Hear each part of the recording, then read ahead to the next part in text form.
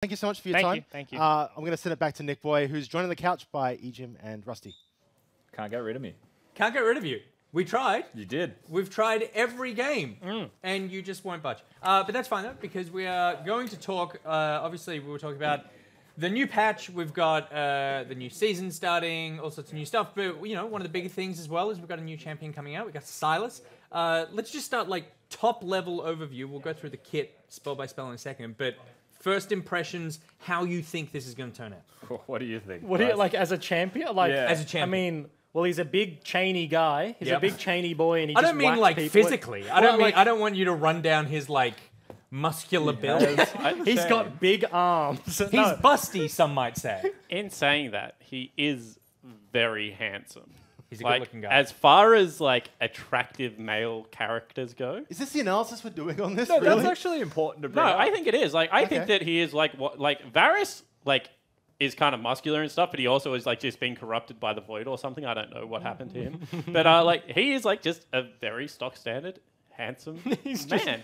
Okay. The thing that baffles me about it, though, while we're going down this train of thought, is that he was locked up with his arms in chains. Yep. So how can you, like, retain that? Like TheraBand Rugged bicep handsomeness. curls, man. Yeah, He's yeah, just yeah. working out. That's what I reckon. Yeah, it's a lot of sort of like trying to lift, not being able to lift, but And then one day he just did. And then one day he lifted. He's just like and then he's just he's gets suddenly out. become unshackled and unchained. Trustworthy Main says Silas is actually so hot, and then Fire says, "Can I please get a handsome man?" And then someone said something that I can't actually say, so we'll just move on.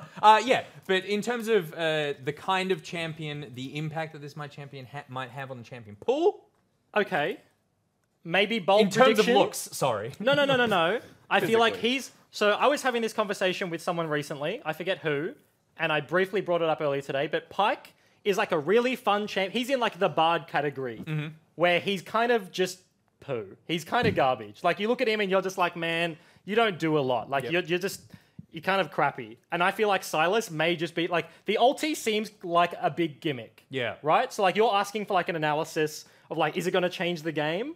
Maybe I'm just a Debbie Downer because this guy has he even been released? I think not. I think it's not in solo queue. Tomorrow Yeah. you can Negative play. Nancy Yeah, over I there. know. but like he's just gonna be like, yeah, Nick and ulti and throw it, bro. It's cool. Yeah. It's like I don't think he's gonna be game breaking unless his numbers are just busted, which Yeah. could be the case. I was going to say, I think a lot of this relates to what his numbers provide. When Yeah, you look yeah. at the kit itself, maybe there's a gimmick, but every gimmick has its strength. That's why it's there. And if the numbers are too much, then, I mean, obviously he'll then be there as meta breaking. See, I look at it and I think that this guy's going to be so heavily based on like what your enemy is playing, which a lot of champions are. But I just think like in the late game, if they have like, for example, if you get anywhere near enough gold to be a solo laner and they have an Alistar support, like what are you going to do if this guy is like an AP mage bruiser and he can just pick up an Alistar 50%, support yeah, and just just like- because he's got like a Camille E that doesn't require a wall. Yeah. And then he's got a massive heal if he gets low. He likes to abduct himself at the enemy. That's just a weird name for a spell, really. I think like he could be like one of those genius like red side last picks or like third pick red side double ban champion that like could actually be, if his numbers are correct, broken Because- based off enemy comp. What is he? Like, is he a solo laner? Is he a jungler? Like, what? I think Do like we jungle know? top, right? Because like he's got that AoE passive after he uses his ability, which Yeah, lends himself like- to jungle like That's really true, well. that's true. And then like maybe top lane if they Way pick clear, something. yeah. Yeah. But Yeah. is he picked like every game though, or is he like No. that hidden pick that you see like Yeah. Echo, like oh I, you I see it, would- like, I would compare him to Nico almost. Like I feel like if you can master Nico, it could work, and if like in the right comps, you could probably pick it. I think it's a similar thing, and there's a weird trend there with champions being released. I don't know.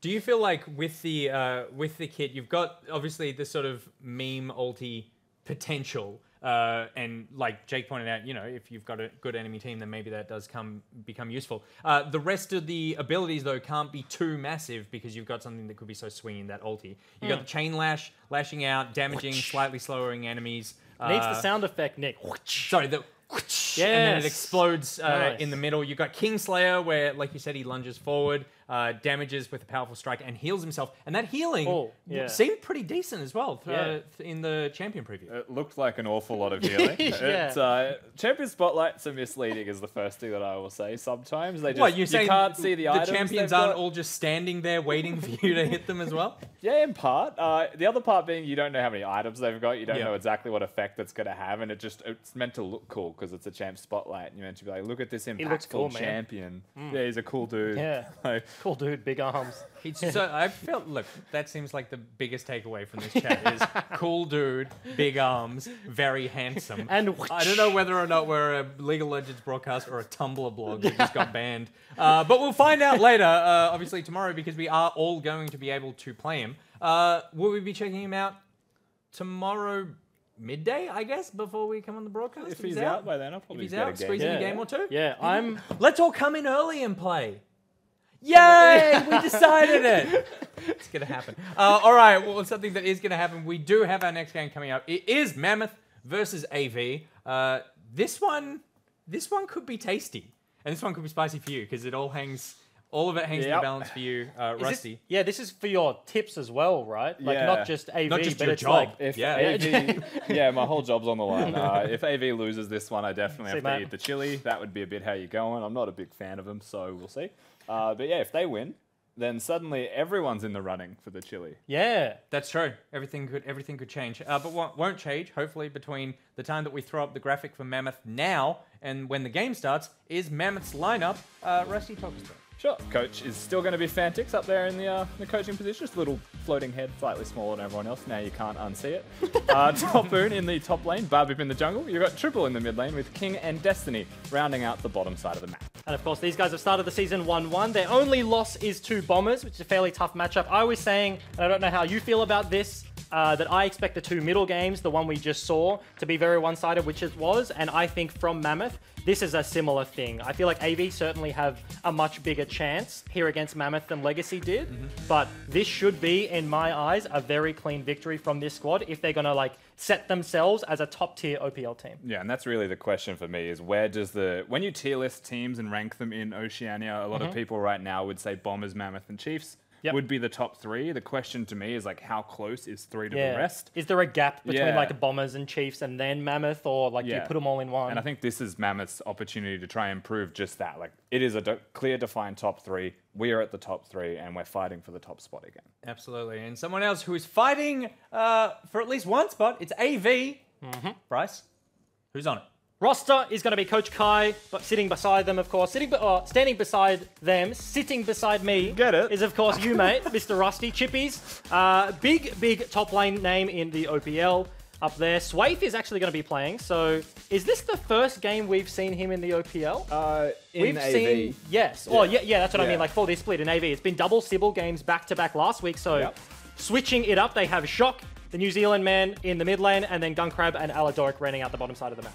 Lots of expectations for Swaith coming in as well. Spawn has alluded a little bit towards what he may be known for, certain champions that he's very good at. And there's obviously reasons that I can't speak towards as to why we've selected one jungler over the other, but we have come to the conclusion we think Swaith is the better choice for the Mammoth game. So you want to play Karthus, is what you've said. Why would I ever say anything like that? But sure, okay. No one's There's listening. You can potential, say it. yeah. It's fine. There's no one watching. The people in the room, mate. I can't hear. That's fine. No, he does. He just doesn't want to put it on the table because if he's wrong, then that's a big Yeah. matzo ball to just leave hanging out there. Now, speaking of big matzo balls, we got Chili on the line for this one. Let's check out those spicy tips because, as Rusty said earlier, it is all on the line for him now. You are the sole backer of AV, as you should be. Yep. I, as head coach of my team, will tip my team to the bitter end, I hope, unless things go drastically wrong in the coming weeks. So I've committed to them against Mammoth, unlike some certain people to my left that didn't commit to their own team against Mammoth, though you were correct. Must feel rough being the only tip and seeing 4 other logos next to you. Because you're not even at the end. Like, Pyra's at the end, and I'm not sure who is on the left. But you're just sandwiched in between every single other logo. See, I don't actually know what's worse, like seeing everyone against you or seeing you being solely alone with Pyra. Because that's what my situation is. Because it's like, come on, Pyra. No one else thinks we're going to be able to do it.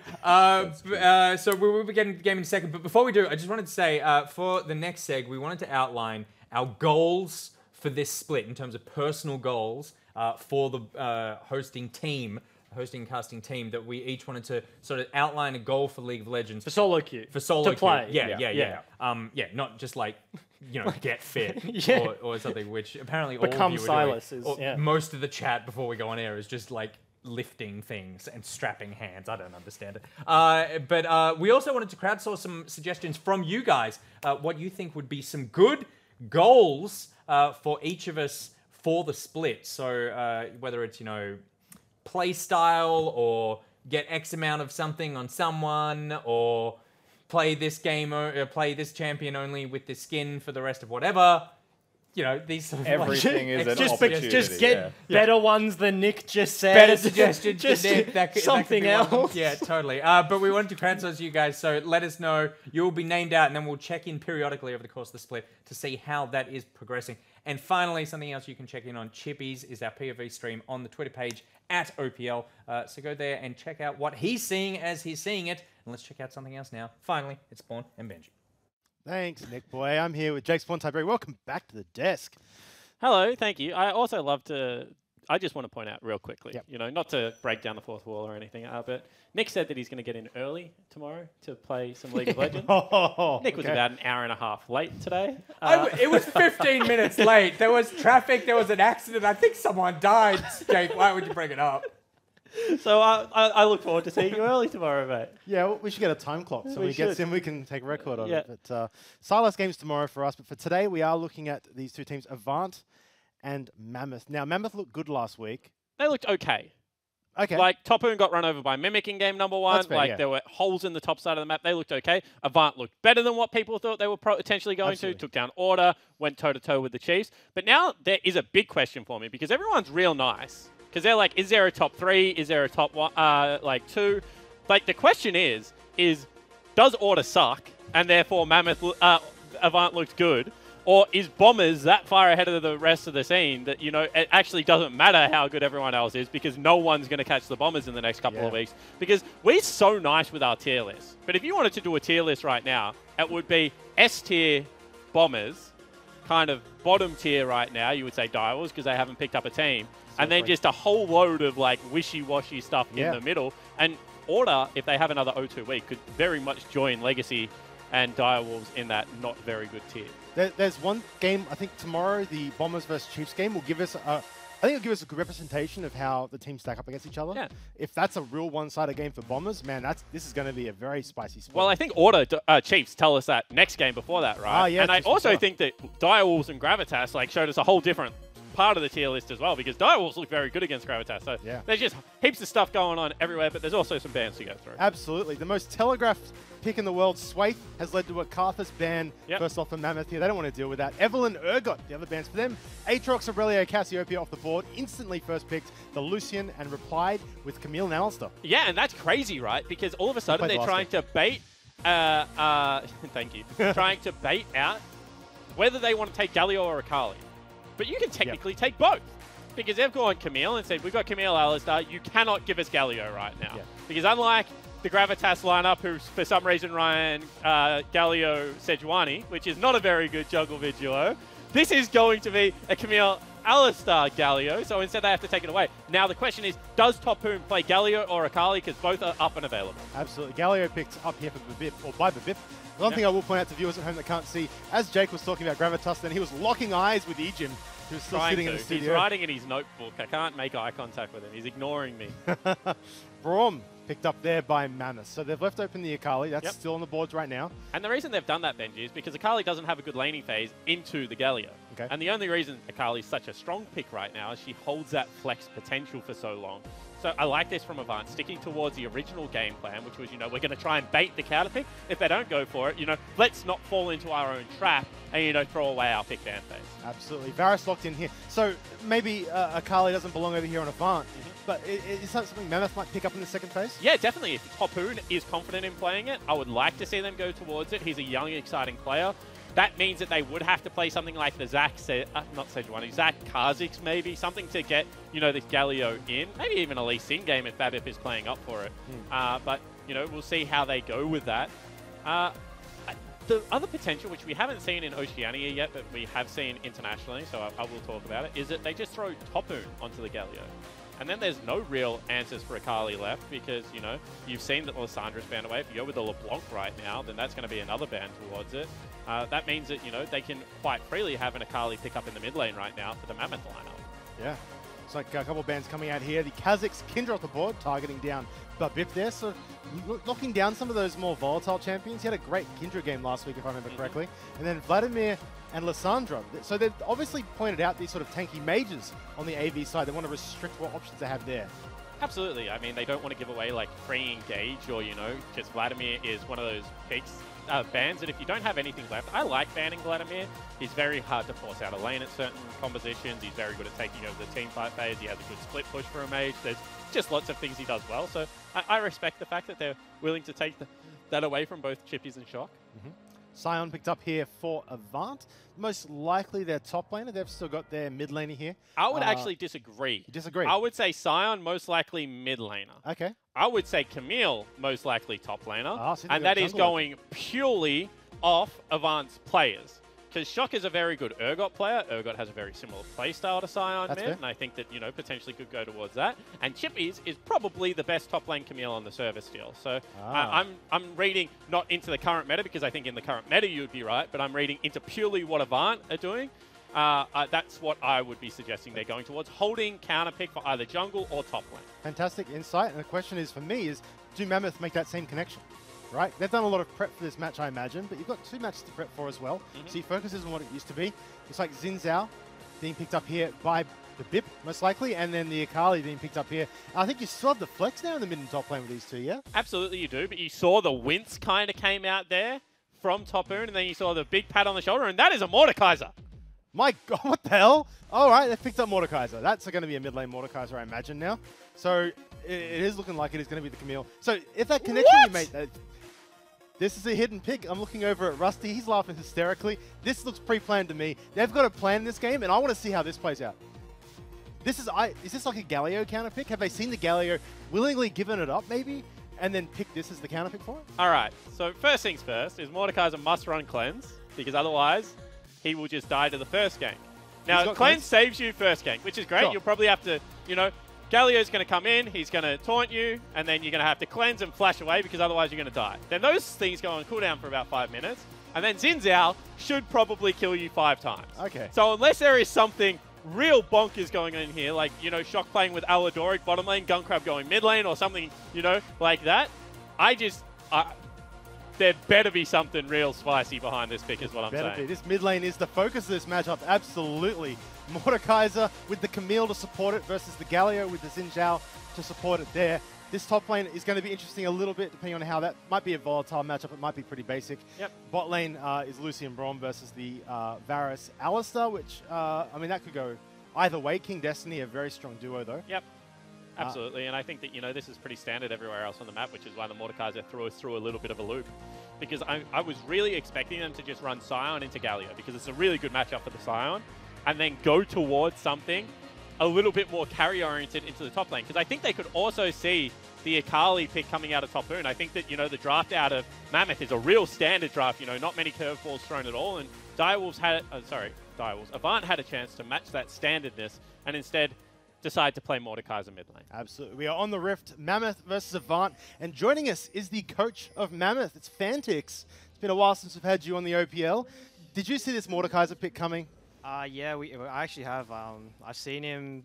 I've seen him play it a lot in solo queue. He likes picking it into those melee champions, but yeah, it's something we did account for, so we're not really surprised at all. Okay, yeah, I've counted for it. Obviously, I imagine they picked it as a Galio counter pick here. Looking back at last week's games, you guys went 1-1. How did you feel? Did you feel like you kind of had a good start to the split? Were you sort of disappointed? Were you happy? We weren't really disappointed. That obviously it's nice to win, but it's good that at the same time that we know what bombers are better than us at, and it's better we know now so that, you know, we can prepare for obviously the most important match of the season, which is the Grand Finals. And Finals, yeah. you've coached a couple of teams in recent memory that have done pretty well. You know, the Chiefs, pretty famously, were able to make it to the OPL final, and Intuition made it all the way to the promotion game. What's it like working with this Mammoth lineup? Because I know the players were really excited to come play with you over the off-season. What's it been like so far? Yeah, this has been probably the most, like, I guess, lively the house has ever been. Any house I've been in. Everyone's getting along with each other really well. And it's nice having a team where, you know, the players are already friends with themselves before they even, you know, begin playing on the team. So, yeah, everyone's just settling in really nicely. And now talk to me about your coaching philosophy, because for those that don't know, you're probably one of the best mid laners, if not the best, towards the end of your career in OPL. Then you went and you became a top laner after I suggested it to you at Origin, and we were able to win Origin together. So, like, what is it like now changing to coaching, and how is your personal play, like, kind of helped your coaching philosophy out? I guess it's just been good because the players, there's a layer of respect from, you know, just the next player. You know, they know that I've been there, done that. I've been in their shoes. So, yeah, just with the added perspective from the players, it's a lot easier for them to, you know, understand what I'm trying to get across to them. And Topoon is the only person on this lineup that is a risk. But in saying that, I know that a couple of teams looked at him, and he is a very good young player. How good can this guy be as a top laner? Oh, I think he can be the best. His mechanics are like are on another level, I'd say, compared to his counterparts in this region. He's just got some issues that he needs to work on, which, you know, I'm probably not going to reveal. But yeah, I definitely see him being the best top laner by the end of the split. Fair enough. Well, thank you so much for coming on, and best of luck in the game. Thank you for having me. Okay, looking at this game now. Looks like the top lane here, Topoon, like we were just talking about, is pushing this Scion back into his turret. And it's mid lane here is where this fight is going to be centered on. This matches for the start, at least. Yeah, you can see that Swathe goes for a cheeky invade. Camille's here, however. Yeah, Camille does start the Raptors for the VIP. A little bit of a leash there for him, but forced away. Jungler's spotted. Question is, how are these two junglers going to impact this mid lane? Or maybe they focus on other lanes, but I think we both imagine this mid lane is going to be the center of this game for a little bit here. I mean, yeah, potentially. I mean, Shock already has, you know, equalized the lane. He's just looking to bounce CS, but it hasn't really had all that much early game impact. I wonder if, you know, there's something here that we're missing towards the mid game, or whether it's just one of those things that Shox likes. I want to point out that Topoon's running Fleetful Perk as well as Ignite top lane. He sustains really well in that lane, you know, with Dorian Shield, so I think that we'll be able to be just fine. In the late game, however, we'll have huge kill potential with Ignite on the 80 carry. So really excited to see what the Akali's able to do. Yeah, does not taking Flash sort of make you a bit of a risk early, or on Akali is that okay? No, it's fine on Akali because honestly they don't have the damage to really kill him once he gets boost 2. And at the same time, you're just going to be able to go through Shroud and use your E to be able to escape a lot of the damage. So I think that, you know, in situations where you can kind of mitigate through skill shot dodging and things like that, you know, Topoon should be fine in this lane. Absolutely. Looking around the map here, Swathe just getting a bit of early vision on this top side. Xin Zhao has made his way bot side, but Bip clearing out his Krugs. We'll see if they're making some plays. Swathe looking forward, but there is a ward sitting in that river, and I believe that spotted him walk into that bush. Yeah, it certainly did. And, you know, that's really good disciplined play that you want to see out of a young player like Topoon. Like, a couple of other OPL players would have probably stuck around, tried to bank the gank, then being able to escape, you know. At the moment, he knows that the lane's perfect for him. It's pushing back in. He's got himself a big CS advantage after this wave crashes. So why would you take the risky play? Instead, just, you know, absorb all the CS, scale into the late game monster that Akali can be. Maybe last hit the cannon creeps would be a good suggestion as well. But otherwise, having a very good early game so far. Absolutely. So coming into this game, I think there's been a bit of pressure here on Mammoth to really perform here, if anything. Obviously, Avant are more of the established org in the region. They've been around since the OPL started in 2015. But the roster that Mammoth put together looks pretty impressive on paper. And after a 1-1 week, they kind of want to come out this week swinging a little bit. Yeah, absolutely agree. I think that a couple of things that I'll mention here. I think Mammoth are under a lot of pressure because, you know, they secured Richard, or Fantix, or whatever you want to call him. And then they were able to pick up a very good lineup. So obviously, you know, they want to win the split. And that comes with a certain amount of pressure, but they've also done it before, so the players are very confident. I think that Avant have a whole host of different pressure. Since the OPL started, they've been kind of a mid to bottom tier team. And they've made equally as many changes as what Mammoth did. They brought in Rusty, who's equally as big a name as, you know, Fantix for their coaching position.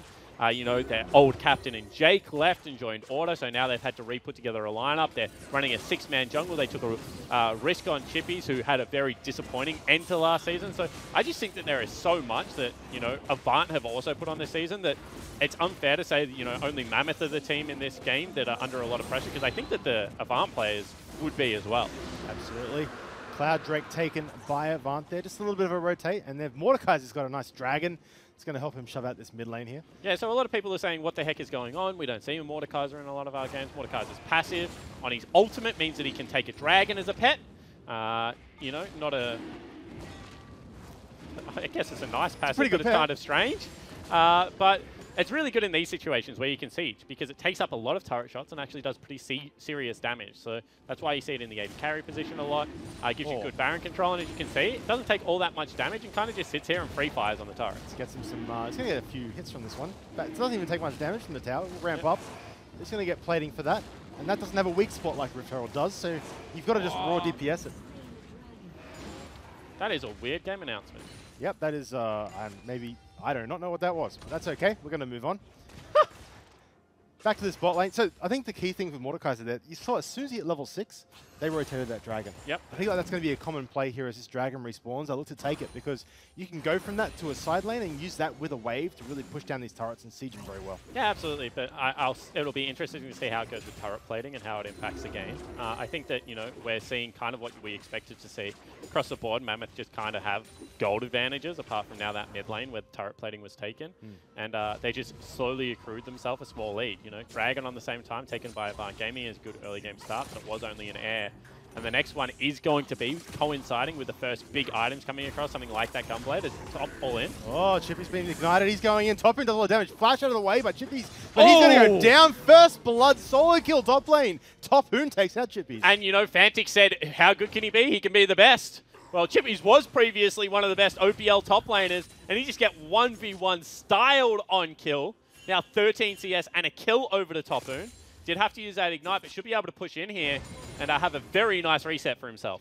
Chippies is a very fascinating play. He's a great top laner. I think 12 months ago, probably calling him one of the best in the region. He won MVP. He won MVP. He was on the dials. He's won championships. And, like, honestly, he hasn't had the best last 12 months, right? He's struggled a bit with his performance, with getting wins on the board.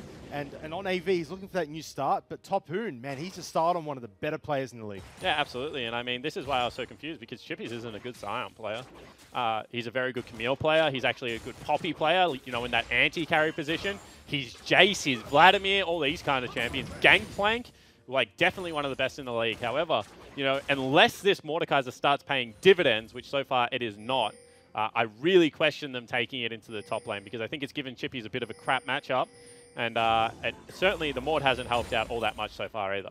Yep, Vision Ward is cancelled there, so Bibip is hidden in this brush. Chippies did pop his flash in that last fight, still died, so it is down. So Xin coming in, Bibip looking for the gank. There's no flash down, there's no ult, so looking for the kill. There's the flash and knocked him back. Here comes the Akali looking to do damage. Sun comes down, lots of damage. They're going under the turret here. Chippy takes a ton of damage. He's taken out under the turret by Xin Zhao. He's dead twice. Yeah, and that's really nicely played from the Mammoth lineup, because what you see there is a frozen lane, as now they potentially look towards Sway, not going to be able to pick him up. And the lane was frozen, so they knew Chippies was going to walk up, try and break that free solo. Swathe on the bottom side of the map, no way he can rotate in time. And they just punish it. You know, they burn the summoner spells early.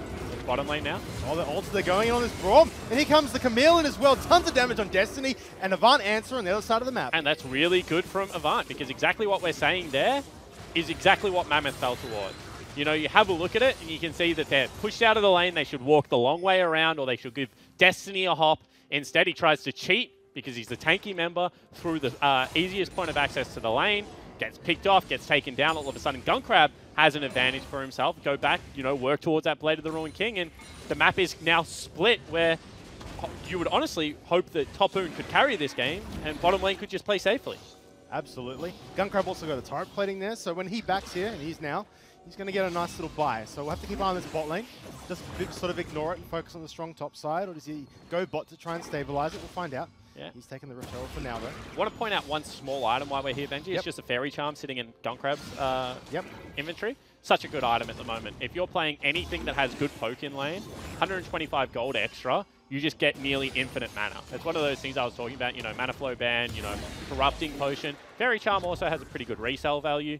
I'm a massive fan on, you know, even Caitlyn, Ashe, those kind of AD carries, that if you are going to be able to continually spam abilities at the wave and push in, that you should go towards it. Just shows that Gunkrab, you know, creative player, we knew that already from his time on Tectonic, looking to push every tiny advantage right now in his learning phase. That's really cool. If you're a player at home and you're like, oh, that's a good idea, I'm going to try this out. When do you sell that item? Yeah, so generally you sell it when you have to sacrifice it for a pink ward slot. So, okay, you know, he hasn't been able to pick up a pink ward this time, but it's a little bit earlier in the game. What I would say is, you know, after Blade of the Ruined King, you're still going to be able to have it, but maybe after you know, Zeal into a single tagger with boots too, you probably want to sell it, start picking up control wards again. Yep. So it's just about what you have to have in your inventory at that point. Just getting that slot open, basically. Second dragon taken here. Avant not having the best luck. That's double air, and the third one's air as well. Though Chippy's here taking a lot of damage. He's got There's it. 3 people here. He's got people on the turret. He does stopwatch, but Chippy's is dead. Still got him, I think. Can he get him? Oh, sick knockback there. Chippy's is going to die, I imagine, here under the minion wave. Going to get some CS. And Rift Herald popped top here. Yeah, and that's really interesting, right? Because now they're racing for first turret. Rift Herald going to be able to help out, but meanwhile, mid lane, they've got Swathe as well as Shock with the Dragon trying to get it. You can see right now that potentially topside wins that map. Wins that push. Rift Herald a little better than Dragon in that case. I think that one charge just does a chunk of damage. Yep. This turret here looks like it will go down as well. So turret traded across the map. But first turret blood going to Mammoth. And now good gold going to be picked up for Swathe as well. He's really battling his way back into this game. But Chippy's is 40 CS down, and you know he's hurting experience-wise. 2 levels at the same time. Going to be able to pick up some from under this turret, and it is a fairly magic damage heavy top side of the map. He's only going to be split pushing against mages in this game. But you know, with the likes of Xin Zhao as well as, you know, the Lucian on his lineup, he needs that second tank item. Needs to start building some HP, so he's hurting at this stage of the game. Mammoth probably want to start picking some fights, and Avant certainly want to start avoiding them. Absolutely. A gold lead there. You can see 1,500 for the top laners. The other lanes, though, are even. I actually thought Gunkrab would be a little bit ahead, but the I guess the global gold and the CS is 10 up for Lucian. He's actually managed to hold that even, so that's actually looking really good for Mammoth. And this is what King's always been a master of. You know, he hasn't had many jungle ganks at all this game. Not really all that much pressure on his side of the map. There was one thrown down there from Swathe, but yet every single time you look at the scoreboard, still even. King's such a good AD carry in the league, and you know, even though people, including myself, credit FBI with, you know, trying to elevate the oceanic AD carries, I think it's really important to still acknowledge that on their day, people like King, people like Raze, certainly are still right there with him. Absolutely. Looking back at this mid lane here, the Shock's main sort of add in this game, I think, is those dragons, right? They've been very aggressive with taking them. Yep. They've gotten this mid turret down, and mid turret is a good turret to take. But my question is, like, now what next, right? Like, they're not getting kills in this Galio. He's not getting super ahead or anything here. Yeah, absolutely. And they haven't really tried to camp out Shock, which is a little bit of a surprise as well. You know, maybe fearing the Camille counter gank. But I think that, you know, Shock's hoping now that either he gets an Infernal Drake spawn so he can actually control a useful objective, or that he turns King into a ghost in one of these team fights and can win off the ultimate somehow, because Maud, not really known to be a late game powerhouse, is prone to being kited, is prone to being CC'd and blown up. Kind of has a wonky item build. I assume he's going to go for a Leandri's Torment now for the ramp up damage. I don't really know, Benji. So we'll see how it goes. Yeah, I think, like you mentioned, the ultimate's the key here. Oh, the flash coming in is going in. Flash answered over Mordekaiser. And a flash for a jungle for flash for mid lane. You take that trade most times. The Bips congratulating himself on the good play there, actually. Triple now feeling pretty happy in this lane. But I was saying about the ultimate, if he gets that on a good target and they get that ghost, it swings the fights very quickly. It goes from being a 5v5 to a 6v4. And I wonder if there's still that thing where if Xin Zhao dies with his Q bug, that he actually just starts knocking everyone up that he auto attacks, because there are some weird interactions with Maud's passive. There's actually a Maud subreddit. The top pinned post is the bugs that he has. Oh, a long post? It is a very long post. Okay. Let's just say that Mordekaiser is one of the few champions that still doesn't agree with Riot's coding, apparently, because he certainly struggles in that department every now and again. So we'll see how they work out. Oh, I hope we don't see any of those bugs in this game. I hope it's a fair fight. Triple just sort of dive back a little bit there, just to misjudge that wall. But if he does do well in those fights, he'll be great. But I think I've played a little bit of more, not much, but he feels very awkward in fights. Like, you've got to get him really close to cast his spells. It's just like, ugh, you don't really want to be there. You have no mobility either. Yeah, his Q does so much damage on the third bop. So his Q kind of is a wind up of 3 auto attacks. If someone's isolated, it does additional damage. So that's a really nice ability in team fights. If for some reason he's able to get an ulti onto King, then, you know, flash third bop Q him while he's isolated, he'll kill him 100%. But it's about, you know, how he sticks to them, how he gets through, you know, the Galio taunt and the Xin Zhao knock up and the knockback and, you know, Destiny's ultimate and being tagged up. It just seems like such a hard comp to play him into at this stage. Yep, looks like Braum throwing the stun down, so the spot turret's going to get taken down. King going in, dashes forward, ult dodge there by Teleport's King. coming in as well. I look like we have a fight here, in fact, but Bip's caught way out. Galio coming in, looking to land on him, does save his friend. Two over the wall here, and they're looking to pick up kills. Xin Zhao already dead. King getting focused down the right-hand side here. Watch Topun at the top. Looks like Mordekaiser's zoning him out fine. King in the bottom's the other threat as well. Looks like in the middle here, the Alistair getting caught out. Aladoric is dead, and Mammoth are up a kill here. The Bip in the middle of nowhere. I don't know. Oh, that was a... that was a ghost. That was a ghost. Okay. Wasn't sure what that was, but he's going to get taken out. The ghost is, of course. And that looks like it is a one fight for Mammoth. Yeah, it certainly is. And Topun, pretty massive in that fight, actually. Dove onto Gunkrab and soloed him while his support was standing next to him. So very nicely played from Topun. As we said, this Akali going to be a big nuisance. 2-0 and 3 now. Still 20 CS up and having a field day. At the same time, you can see that a lot of damage did come out onto Babip. Quite squishy at this stage. Everyone actually is on the Mammoth lineup. So they finally get themselves a dragon. They get themselves a 3,000 gold lead. But it wasn't the cleanest team fight that you would like to see. It looked messy at the start. The Bip kind of got caught. It wasn't really what Mammoth wanted to do to start that fight. You want to be engaging them. You don't want to be getting caught and trying to scrap that one through. Obviously, on the right-hand side, King was kind of in a weird spot as well. But if they win the bad fights, it makes you wonder what happens when they get the good ones. Yeah, absolutely. And I mean, I think that it's easier to manufacture a good fight if you're Mammoth than it is to manufacture a good fight if you're Avant. One thing that we maybe should touch on is kind of the synergy between the Camille and the Mordekaiser. Hold on a second. Looks like Bip thought he caught someone out, but actually there's 3 members to catch the team up, but Bip gets taken out beforehand. King diving in. He is very deep. Swayth looking to turn around, and looks like AV are the first to rotate here as well. Damage coming down. King on the bottom right doing a lot of damage, but he's very low health. Triple trying to do damage. Doesn't get Swayth. He's shut down, and AV gets some picks. Yeah, really nicely done. They also got a shutdown there as well, so big money gold swinging back towards Avant Gaming. They make up about 900, 1,000 gold just off that little skirmish themselves. King dashed in, as you mentioned, had to flash immediately out. There was no way he's going to have access to that fight. Gunkrab, very good at zoning in those situations, actually. Threw a couple of spells his direction and chunked him out a little bit further. But, you know, this is what we said, that a couple of the players in Oceania just have this tendency to look for some fights that, you know, maybe are opportunistic. At best, you know, we called out Ryoma, you know, credit to Babip. Look for one of those right then. Dove in without flash available and burnt everything to try and kill the enemy mid laner. Now, if that works, very good play. All of a sudden, you have pressure top side of the map towards the Baron pit. You maybe skip some steps in setup, but when it doesn't work, when your teammates come in and try and save you, can look quite awkward at times. Yeah. I'm actually that kind of style of player where you go in and sometimes look silly for dying. I actually think it's the best way to learn the game.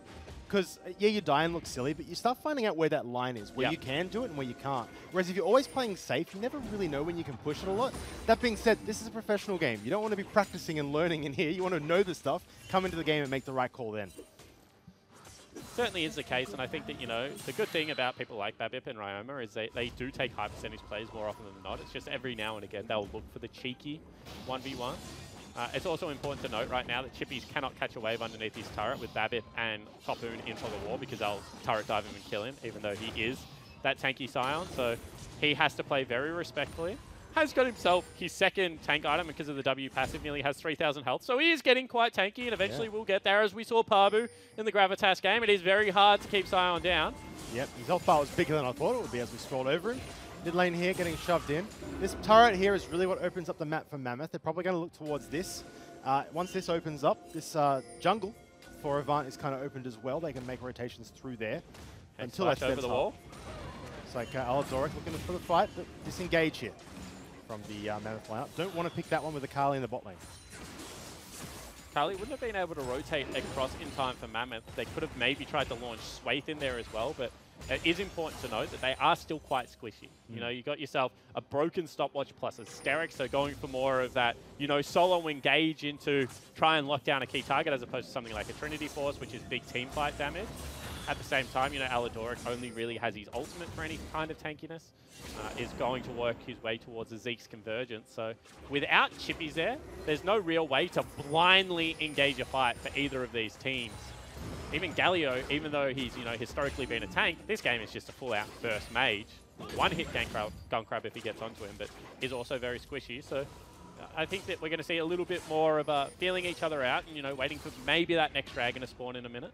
Absolutely. Next dragon is an Inferno, so it's a pretty good objective. Baron is also up as well, so you can start to see that Braum, Destiny working his vision around there a little bit, and you also see Aladoric up there too. So we'll have a big objective in Baron up, but we'll also have that dragon, which is a bit easier if you aren't getting kills on junglers and stuff. Yeah, absolutely. You can see the King now has a 500 gold shutdown, which means he's farming really well because he hasn't got any kills for himself. Has gone back, picked himself up his second item. You can see Gunkrab still waiting on the Ginsus to come across. Probably not going to be ready for this dragon fight. So if there is a time to fight right now, it is going to be on Mammoth's watch. You can see completed 2 items for both the mages as well in Topoon and Triple. Only really Chippies and Shock being able to be there for their teammate. Absolutely. This mid lane here seems to be everyone's converging. The tier 1 is still up for Mammoth, but it's also the open lane for Avant. Yep. Now watch what Chippies is doing. He's staying in very clear fog of war. He walked through the turret right there, doesn't want to show on any of these wards. And you'll say, why isn't he leading? Well, because his engage is so much more potent if he can do things like this. Stand in fog of war, throw out ultimates, throw out the Qs. They're going to have to check eventually, and, you know, Chippies is hoping that he can find an opportunistic engage. Absolutely. We've got this jostle back and forth. The Inferno has spawned, so the objective is alive. So if any team sort of backs out and gives too much room, Mammoth here looks like they have the front line into the dragon area. Sway, look at our position. Looks like he's going to go in. There's the stun onto King. He's caught. He's ulted. He's in all sorts of problems. Can they peel for him? Galio comes flying in. King lives. Now comes a turn. Aladoric doing damage. Oh, King goes down. And here comes the Ghost coming up. They have to kill that as well. Aladoric does get, oh, actually, it looks like Topoon getting 2 kills. Shock is a monster! Shock is blowing everyone up. It's not Shock, it's King. King's betraying his team. He's blowing them up, and looks like Avant win the fight somehow. Yeah, absolutely. I mean, they got that Ghost, and all of a sudden, Shock just went, like, back to full health and was able to swing the team fight. That is going to be the Infernal Dragon picked up. Jungler is dead. Babip's still alive, but I don't know whether he's going to go for the contest. And that's how Mordekaiser fights. He looks for the AD carry. He puts his ult on him and says, team, if we can kill him, he's on our team.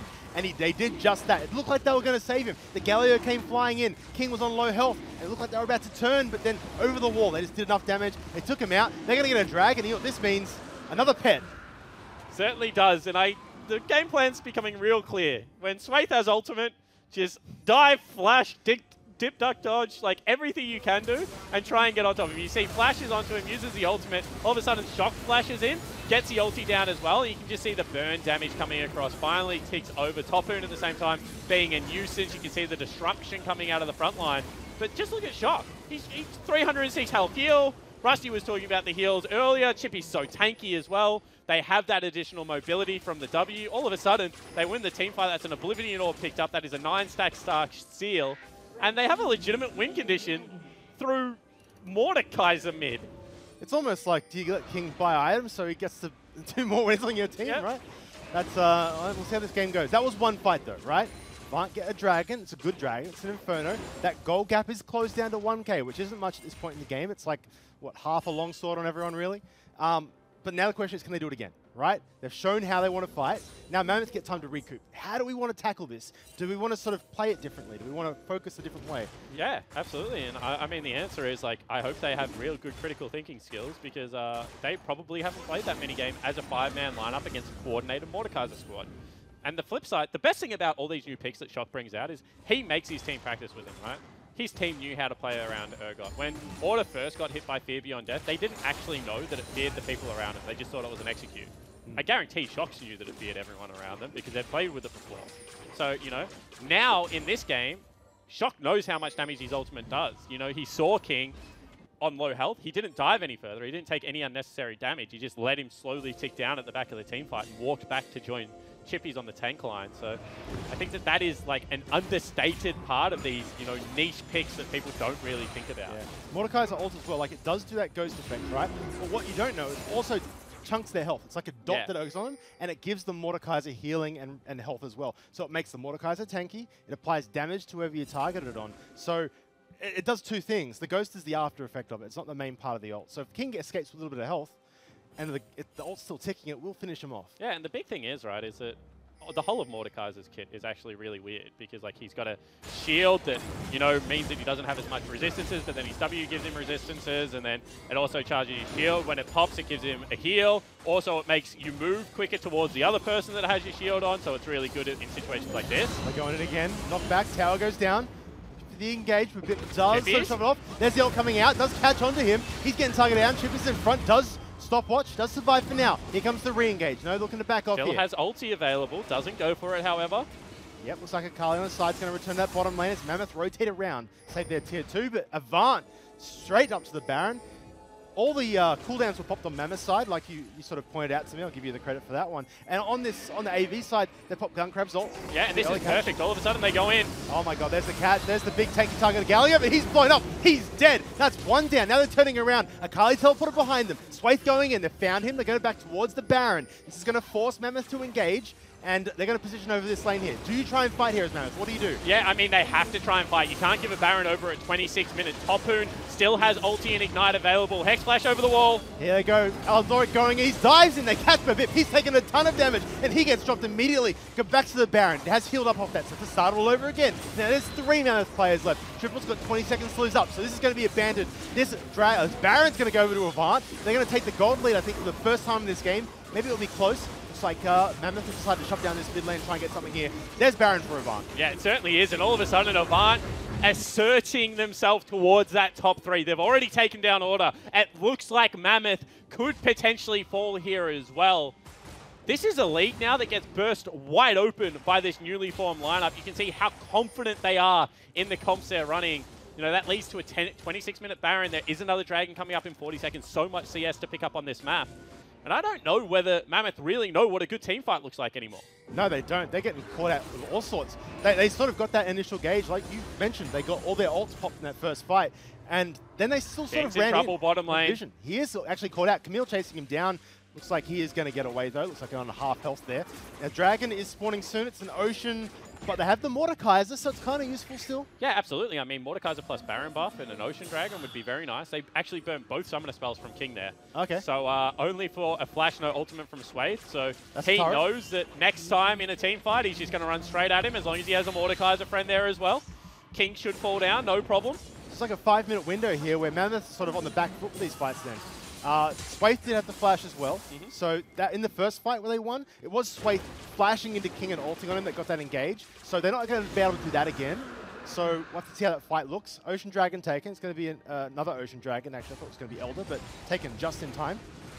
In saying that, you know, Chippy's ultimate, Chippy's flash, the Q from Chippy's all up and available, so even though they might not be able to catapult Swathe in there straight away, he will get there eventually, and King should fall down without some of the spells. That's a Dragon plus double Baron up creeps there. It means that they should be able to take this turret down. I'm happy the Dragon doesn't get the Baron buff. That would be pretty insane, actually. Yep. So they're going to shove down towards the base. Here comes the base siege. Sion and Akali are in mid lane right now. They're having a bit of a push there. The Baron buff's going to make that a very good push there for Avant. So Akali's going to be stuck there for a bit. Now they're going to push in this bot lane. Dragon's still alive. Takes a lot of poke. These minions are down. They're moving in. They've left the turret. This turret is dead. Akali's still stuck mid. Turret down. Now they're looking for the inhibitor. Avant looking to take a big advantage in this game and keep pressure on this Mammoth base. Now the super minions are down. Dragon gets taken down. This pushes over, but that's a lot of pressure bot. Yeah, it certainly is, and they should be able to pick up mid lane turret here as well, Benji. Get the recall in. I don't know if you should push mid. I think that you should honestly recall go top, because there is still so much standing gold left on this map for them to be able to pick up.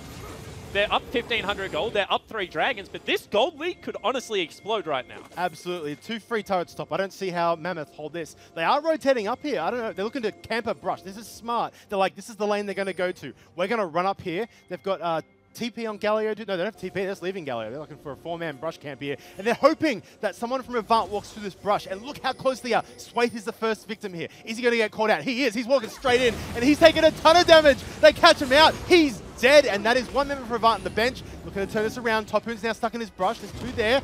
There comes Galio coming in. He's going to get the taunt on 2. This is a 2v2. King is caught out. He's taken a lot of damage. He's also dealing the damage back onto the Sion. Chippies is now in all sorts of trouble. He flashes over the water escape. Akali killed by Gunkrab on the backside. That's a 1-for-1. Yeah, it certainly is, and I don't know how Gunkrab actually picked up Topoon there, because you can see that his tank line wasn't anywhere near him. Full health. Was able to win the 1v1, however, and now they should just still be able to maintain this push. Mammoth threw the Hail Mary there. They've got double super creeps now walking into their bottom lane. There is no way they defend this top side of the map. And Avant can just continue to dig the screws in. I like the play from Mammoth, though. They realize they're down. Let's make a play. Let's do something. Let's not let this game sort of grind down. We're just sort of in our base trying to make Hail Marys. Like, let's do a proactive play. They got a kill. Didn't work out in the end. They do lose these 2 turrets, but I think they were dead anyway. and everyone was talking about, will Mammoth join the top 3? What is the gap like? I mean, the real question now is, do you consider Avant a top 3 team, or is it just going to be Chiefs and Bombers? Because the Chiefs weren't able to pick up the win versus, were able to pick up the win. This is how Topoon died. It doesn't have ultimate available, so he just got chased down. Okay, that's pretty straightforward, I think. Pops his death cap, tries, yeah, that's a pretty simple kill there. I actually thought he had ulti still available, which was what confused me. However, obviously didn't, and just walked away and died. Absolutely. So now we've reset on the map. Avant have got 4 dragons. Mammoth have got the 1 air. There is going to be 1 more dragon spawning in 2 minutes. That is going to be an ocean dragon. And the Baron also up in a minute 30. That's the next objective unless they want to push down this mid. But look at what that Baron gold swing was. You know, they were down, 2,500, 3,000 gold before that Baron, 60 seconds before. They got the 2 picks into the Baron, into, like, what, 2 turrets top, 2 bottom, as well as a mid lane, like 5 turrets or something like that. I think they were 2 to 3 beforehand. So that's a huge map pressure swing, and now everything is being played on Mammoth's side of the map. And I don't know who they look towards to carry this game, Triple hasn't had the best performance so far on the Galio. Has been fine. Topu definitely has had a very good performance on the Akali. But King, 0, 1, and 5, even though he's farming up a Storm, back to a 700 gold shutdown, hasn't really felt all that impactful in the team fight. That has got to be the worst score for a shutdown ratio I've seen in a long time. 0-1-5 worth 750 gold. Yeah. That is great CSing though. When you look at the timer, 32 minutes, and he's got 344 CS, that's well ahead of the clock. Certainly isn't. It doesn't really look like he's stealing off anyone as well, because every other lane is even. So, he's just finding CS that isn't necessarily there for the enemy team. Hats off to King. He's definitely one of the best farmers. And now, potentially, if he goes towards the GA, is 1 item away from being able to potentially stay alive, not kill his teammates, and therefore give them an opportunity to win a team fight. Yeah, it's kind of a rough game for him. He's farming well, but in these team fights, Avant have put a bullseye on his head. Yeah. Right, they're like, where's King? We're going to get him, because as soon as they kill him, they get him, essentially. Well, this is a triple tank frontline. Yeah. Quad tank frontline, really, because Shock's pretty tanky as well. But it's just looking to dive him and, make him turn coat pretty much. So it certainly is a hard game for him to navigate, but they certainly have a comp that, if they play it well enough, should be able to keep him alive. Absolutely. Baron buff is up. Ocean Dragon up in 10 seconds. Avant moving up here towards the Baron. And now the Mammoth team are around. The Super Minions are still pushing in, but AV have camped the brush here. Waiting, hoping Mammoth follow. So they aren't going to, not quite yet at least, and they do check the brush anyway. So here's the fight here. It's going to be a 5v5. Everyone's rotated up. The longer this waits, Avant get this bot lane pushing in. They might put some pressure bot and force Mammoth to back. That being said, they have not got the inside track on mid lane, so they can get pushed out here. Yeah, they certainly can, and they've just actually ceded all control over the Baron area. I'm surprised that Mammoth didn't walk in there immediately and try and get something done. You can see now they walk up. Bottom lane has been pinged out, and they've sent the Galio back to deal with it, who has teleport. Yep, looks like Mammoth sort of rotated back to mid. They're coming in this jungle here. This next fight is going to decide a lot in this game. Who gets it? Who gets the Baron following it? Going to find out here. Mammoth sort of pushing through. So there's a flash. Eldoric's gone in. He's headbutted too, but it's not really the great targets, in fact. Sway following up. They're looking to engage it. They got the engage. Here comes Guncrab from the back. Where's the damage? There's a shutdown on Mordekaiser. He's dead before the fight even really gets going. On the back line, 80 carries dead. Swaith and Chippies are running away, and there goes Alistair as well. That's a terrible fight for Avant. Yeah, it certainly is. I mean, that's 3 for nothing. Baron buff going across as well. Certainly not going to be game-ending, but all of a sudden, Mammoth turned this one back around, and that's Aladoric just being way too aggressive. There is no way the rest of his team can traverse that terrain. Mammoth turned this game back on its head. King gets the much-needed 2 kills. And with Baron buff, now they can look to stabilize the game. Absolutely. Going to take Dragon on the other side, but that's almost pennies compared to the vast riches that Mammoth have picked up with that Baron. That'll help them stabilize their base and perhaps even get some tempo on this map. That fight felt very forced by Avant, and they paid for it. Yeah, it certainly did. And I mean, potentially going to get the replay up. Look at how far away Aladoric is. How is Guncrab, the main damage threat, supposed to follow this engage? Like, he still has not hit anyone. And Shock's already dead. Now Guncrab on the back line, he's using his abilities. He's getting zoned by the mid lane as well as the top laner. Swaith just abandoned ship. Like, that is just such a rushed, sloppy setup coming out from the Avant lineup. When you have complete vision control over an area, you should let the opponents come to you, not dive that far forward. Absolutely. They had the Baron inside track. They forced the fight. They felt like they were maybe a bit further ahead than they were. They had 4 dragons, but they aren't very effective dragons when it comes to that team fighting. But you know what? Now let's see how Avant react, right? They didn't lose the game off that play. They lost 2,000 gold in the Baron buff. Now it's their turn to defend from this Baron buff. Can they hold out these lanes and not lose the game off this play? One more bad fight now, though, for Avant. if this Baron buff is up, they will lose the game for it. Even if the Baron buff isn't, you know, now the game is going to be played much closer to Avant's base. This is one of those times where you get 2 mistakes and everything's all over. They've already made 1.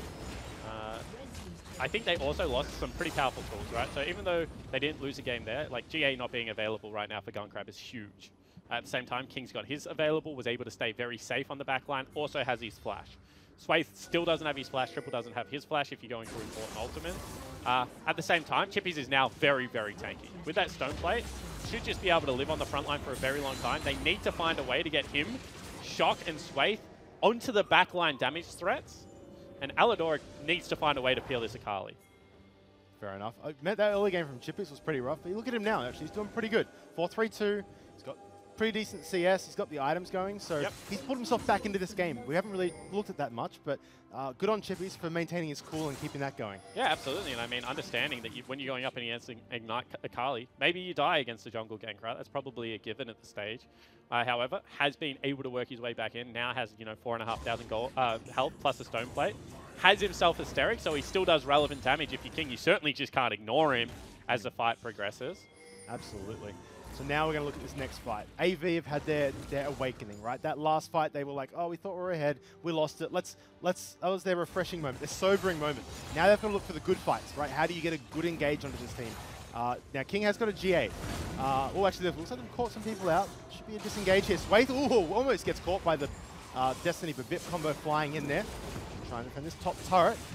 And I wonder where they draw the line of we're going to fight if they come any further, right? Yeah. Because right now they're on a tier 2. It's probably not going to be here. Probably is going to be a base turret. Yeah. But there's much better angles around the tier 2 right now. You know, if they can somehow get Swathe into the back line, or if they can, you know, manage to catch out King, it's very good. Galio loves to fight under inhibitor turrets, to be honest, because if you walk past the inhibitor turret into the choke point, you know, he just has a big ultimate zone to be able to create. So I'm interested to see, you know, when they say, you know what, that's it, they're not coming any further. Yeah, that's GA. I think it's very smart by King. If he gets ulted by Mordekaiser and he dies, like, yeah, he's not going to be up in time for the fight really with a GA, but at least he went to spawn a Ghost. Yep. Right, he's not going to hurt his team that way.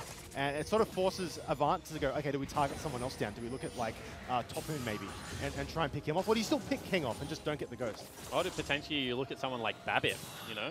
He's still going to be able to do a little bit of damage. He's still going to be very annoying. And he's also just going to pop because his GA was on cooldown. Now, with it coming back up and available, certainly going to not be the person as well. Braum is also, and hear me out here, a very interesting ult target. Because he puts his passive on people when he auto-attacks them.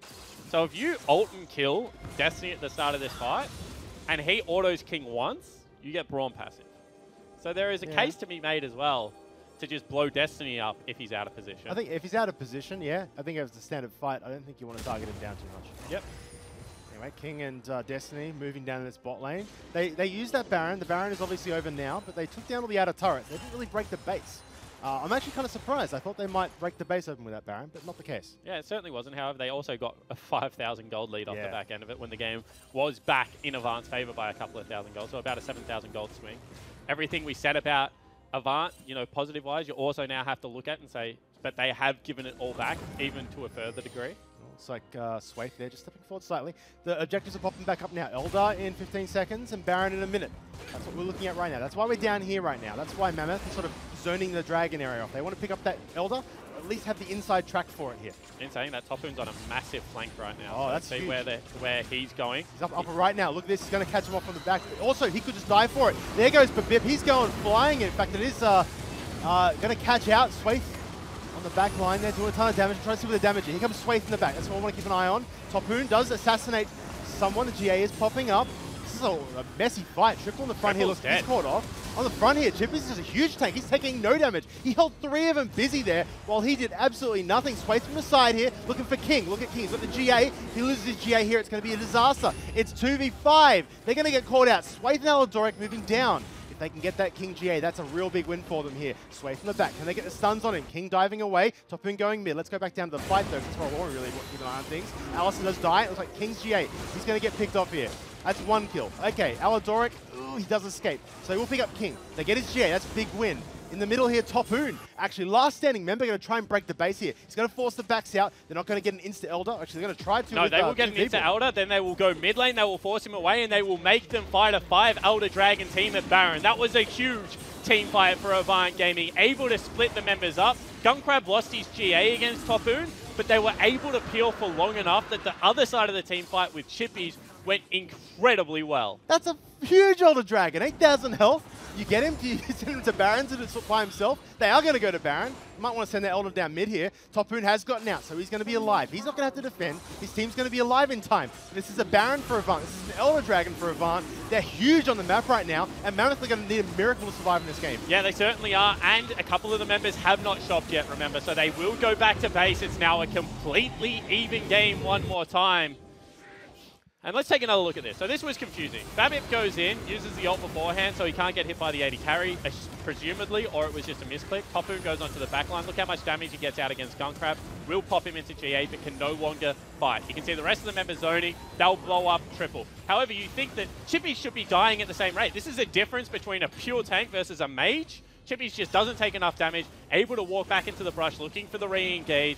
And King and Destiny at this stage, even though they play it nicely, are just, you know, fish in a barrel. They can swim around as much as they want. They're just being corralled. They're being pushed towards the right area. No one's overextending. You know, once again, they're playing this very nicely. They're tagging the right targets up. King's hiding like a master, but ultimately 5v2 is just way too difficult to win. This is the fight. Mammoth need to survive this. Baron and Elder Dragon on Avant. This is a massive push. That turret explodes. Inhibitor going to follow shortly. This Yeah, bottom take inhibitor bottom is inhib as well. absolutely free. The top lane's not pushed in, so they're not going to really go there. So they're going to take these two lanes.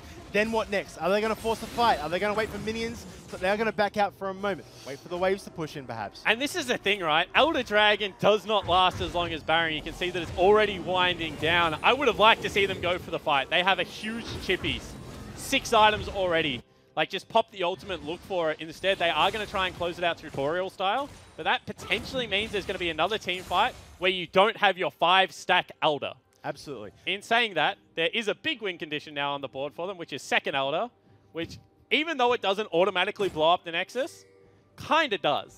It does. What's the duration extend to? Yeah, it extends to like 5 minutes or something ridiculous. And really then long. It gives With you 5 like dragons times and a half like of what the other Elder Dragon gives. Like, it's just a ridiculous buff. Yeah. So if ever that second Elder comes up and available, you pretty much kiss the game goodbye if you're a Mammoth fan. That's about 5 to 6 minutes from now. If we get to that sort of 48-minute mark, we'll start to see that play around. I don't know if we're going to get there, though. Mammoth needs to last that point to even have a chance of coming back in this game, in my opinion. This Baron buff's going to make this push easy. The other thing is, Avant don't need to fight here. They can just siege us out, and these two other lanes will push in. Sion's mid with Baron buff, forcing that lane in. They have to respond there, and they might just swarm the base with minions here. Yeah, they don't have to fight, but there are ways that Mammoth can make them fight, right? You can see right now that they know that the fight is going to start. Chippies teleports in.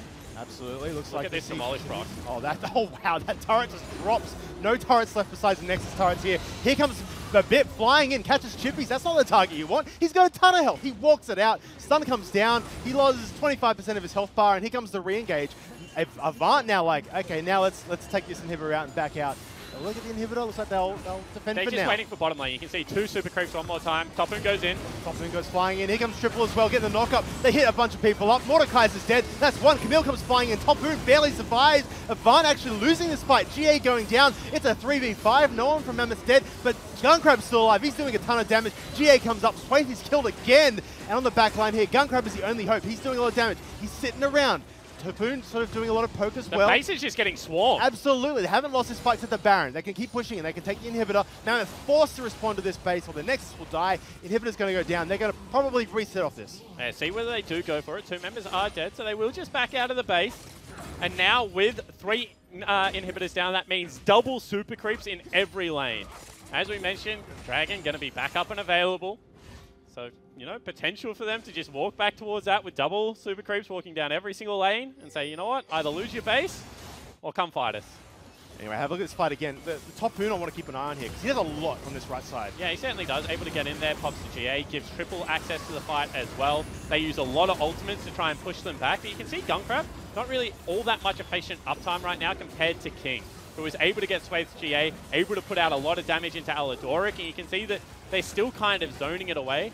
right here is where I thought it would change, but their Shroud came back up and available for Topoon. I think if they killed Topoon, they would have been able to just rush through and end that team fight, but they were just so wary of how much damage the Akali still does. Yeah, and the thing is, if you misstep force him, you get too aggressive, he can blow someone up very quickly. So you can't just go super eager and run in. You've got to play it properly and methodically.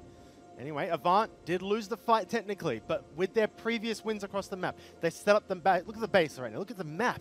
This is all very in Avant's favor.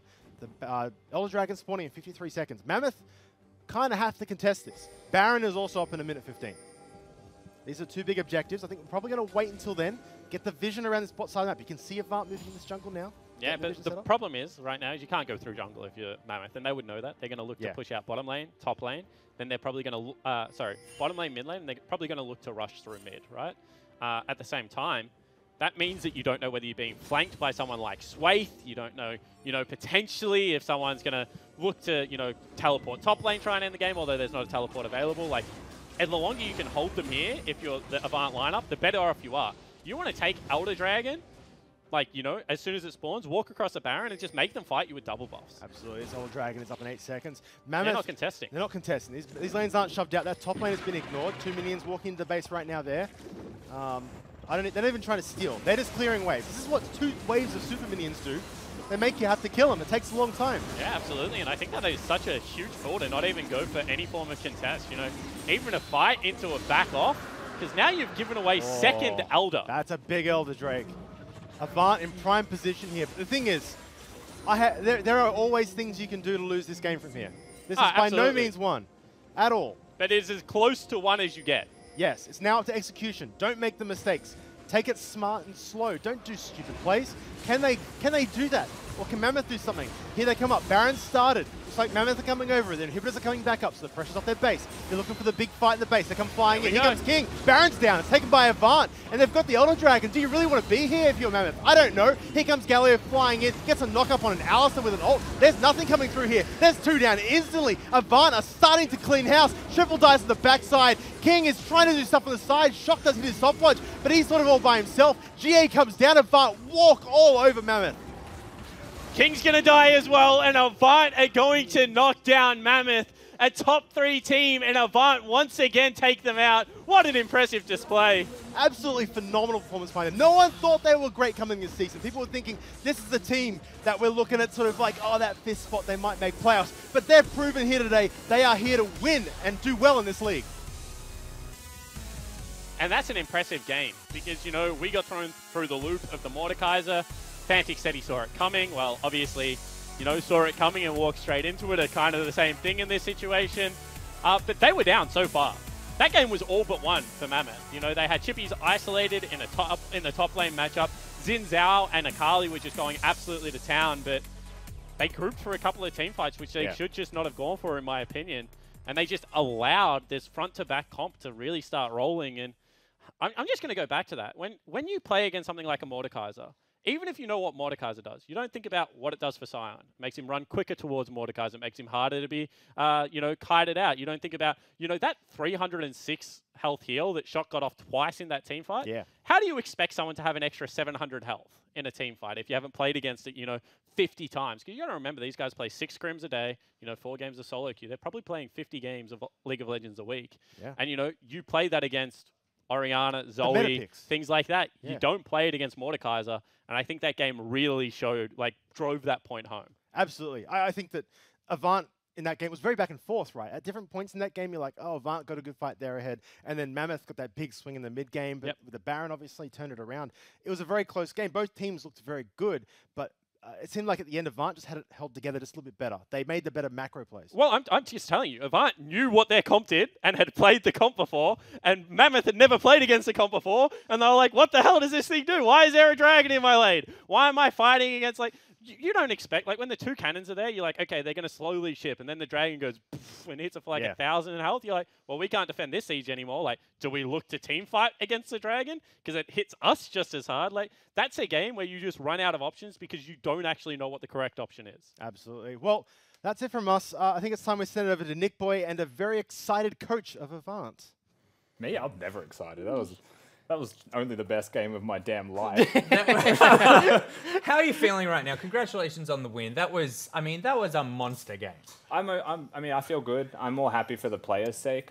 Swaith's first game on stage with AV as well. I'm really happy to see he kept his composure about himself, and that's actually the word that I do want to echo through this post game is that there was composure. Like win or lose, it looked good from AV, and we are proving that we can be a contender for the top spot. Absolutely, Bryce. Chippy's got smacked around early. Oh, but he AV sure didn't did. take it lying down. Yeah, well, because that's the thing, right? Like, to talk about this game, it was very long, but to think about what was happening early, Chippy was getting demolished. Like, he was a 0-3 Scion. Jake, I think, said it on the cast that he's not a Scion player stylistically. Like, this is a new thing. This was obviously a very prepared strategy coming in from AV, and we saw them execute it well, but Mammoth, for multiple points, like, this could have gone either way. Like, they had a very strong early game, and you guys unluckily got double Air Dragon. If that's like double Infernal and you do the same thing, the game looks very different. But, like, there was also team fights where obviously just because AV have played the Mordekaiser comp, like, Mammoth...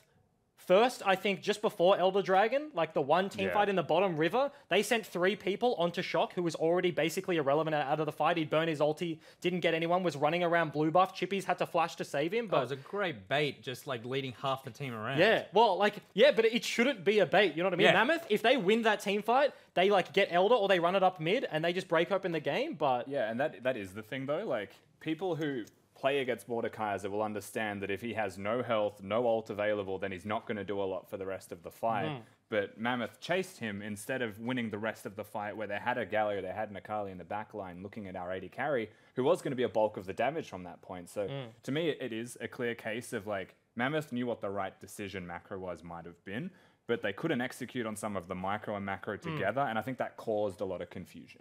Now, look, going into this game, obviously, we had AV, who we spoke about earlier, a bit of a Franken team, where it was, you know, pieced together from other players. I believe I referred to them as 5 legs, but they all appear to be kicking legs because they absolutely booted Mammoth around. And Mammoth were a strong team going into this game. Philosophically, do we feel like there's a top 3 tier in the OPL right now, or is it just a top 2? What do you actually I think feel? top 2. I think right now, Chiefs and Bombers look ahead above the rest.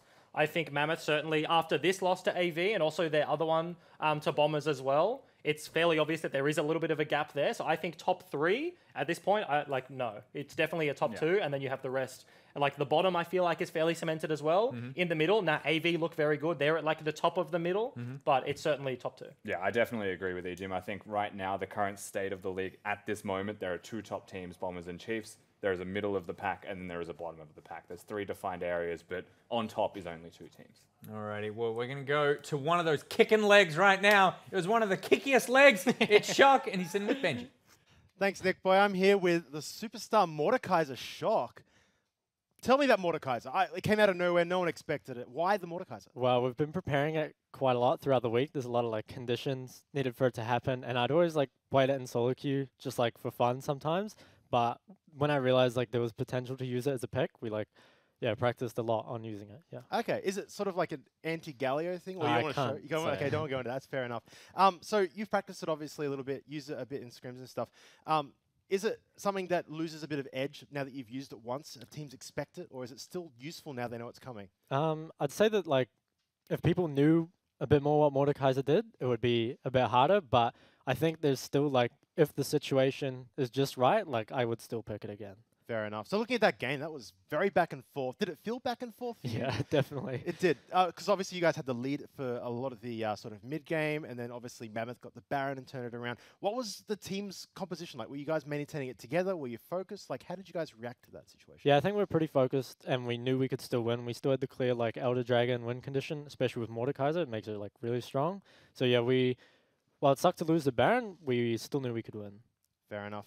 So you guys obviously have 2 games this week. You've got today, obviously, and tomorrow you also play the Direwolves. What's it like preparing for 2 different teams in a week? Because last year it was just like the one team, you get to pick specific comps. Like, what's the change like for you guys? I'd say it's not as difficult as you would think, maybe. Like, there's often, like, for example, this week we versed Mammoth on red and Direwolves on blue. So, like, in scrims, there's a clear, like, division of where you're practicing which comp. Like, you're practicing a blue side comp versus Direwolves and a red side versus Mammoth. So I'd say that's not too hard, but I think it is difficult when you verse 2 very strong teams in the same week and they're on the same side, it can be like it's a lot of different preparation that needs to go into it. Fair enough. One last question for you guys. Coming into this split, no one really knew where you guys were as far as like where you're ranking the teams. You guys have had some great showing so far. Where do you guys think you sit, and what's your goal for the split? I'd say currently we're about 3rd or 4th. I think it's hard to say. There's like not a clear way of saying which team is best at the moment, especially in best of 1. But I think by the end of the split, we can be 1st. Okay, fair enough. Is the goal to win the split? Yeah. Fantastic. Well, thank you so much for joining us. I'm going to send over to Nick Boy to prepare us for our last game of the day. Yes, indeed. That is my job. I'm joined by Jake. Very excited to have you here.